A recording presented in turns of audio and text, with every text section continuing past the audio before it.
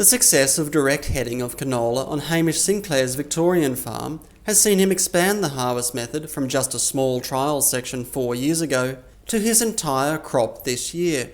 Mr Sinclair farms 2,000 hectares at Devenish in northeast Victoria, along with his wife Michelle and his parents, where they grow cereals, canola and poles crops, as well as running prime lambs. Mr Sinclair says the boost direct heading of canola has provided to harvest capacity, and the lack of any apparent downside to the system, made the expansion a no-brainer. Initially, in the first couple of years we had paddocks that were half and half, so we windrowed half and direct headed half, and there wasn't any really significant differences that we picked up in oil content or yield initially, but we're just finding that it is much easier to make a sample, and we're getting a lot better capacity out of the header with the direct heading compared to the stuff that we'd windrowed, so that we're picking up an advantage there, and just not having to spend that time and cost, I suppose, windrowing too has been a benefit. The Grains Research and Development Corporation is supporting growers in the adoption of the technique, with comparisons showing that direct heading has an estimated total harvest cost of $58 a hectare, compared to $95 a hectare using traditional harvest methods.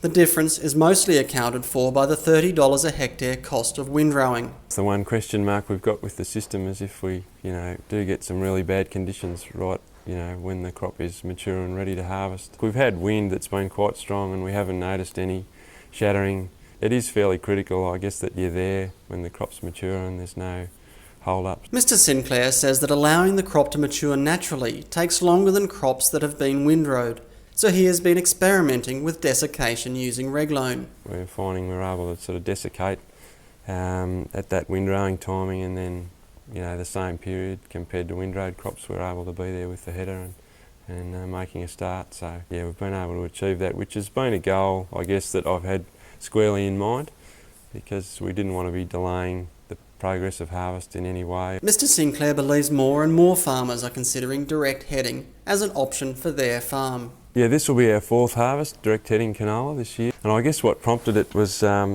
we changed headers. We got into a class header. They had a front option, a Vario front, which they build, which is designed specifically for direct heading canola in the UK. And we finished up with one of those fronts on our header. The equipment, I suppose, has been the thing for us, like just that our particular front and the way it's set up, it just works particularly well, and I think that's key to it.